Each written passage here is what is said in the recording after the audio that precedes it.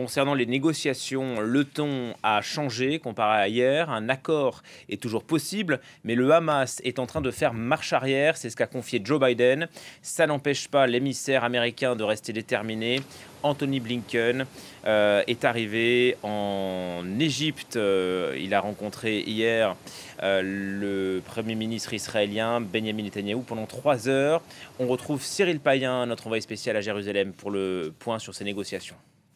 C'est dans les détails que se cache le diable, hein. Vous connaissez l'adage, et là, il est d'autant plus vrai dans ce point culminant des négociations que, effectivement, les deux parties sont encore dos à dos. Alors évidemment, hier, il y a eu cette longue conversation d'environ 3 heures, dont sont sortis le Premier ministre Benjamin Netanyahou et le chef de la diplomatie américaine, Anthony Blinken, assez satisfait, qualifiant de constructive cette conversation, et Anthony Blinken qui évidemment confirme que du côté israélien, on accepte ce nouveau plan qui est fait de quelques compromis, ce nouveau plan américain qui est un amendement en fait du plan américain présenté par le président Joe Biden le 31 mai dernier. Le problème, c'est que déjà le Hamas a rejeté. Alors quels sont les points d'achoppement? Et ils sont nombreux et fondamentaux, importants. D'abord, le retrait israélien et le fameux corridor de Philadelphie. C'est une zone tampon d'environ 14 km qui sépare la bande de Gaza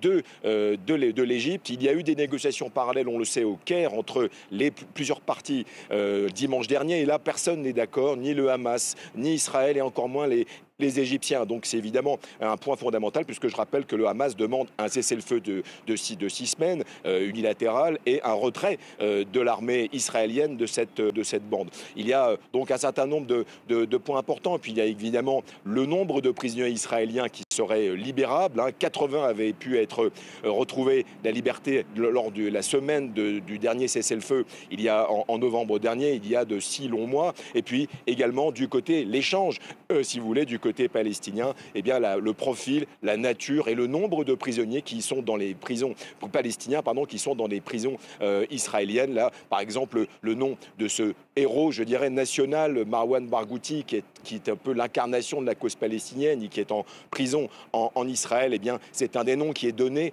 par le Hamas pour qu'il soit libéré. C'est une fin de non-recevoir absolue, très claire de la part du gouvernement israélien. Et puis, ce qui s'est vu ici dans la société, même la société civile israélienne, c'est qu'on connaît bien le côté va-t-en-guerre de Benjamin Netanyahou. Donc il est capable, c'est ce qu'on dit ici, il est capable de dire oui devant son interlocuteur américain. Il sait très très bien le faire, mais dans les faits, de ne pas appliquer en fait cette promesse.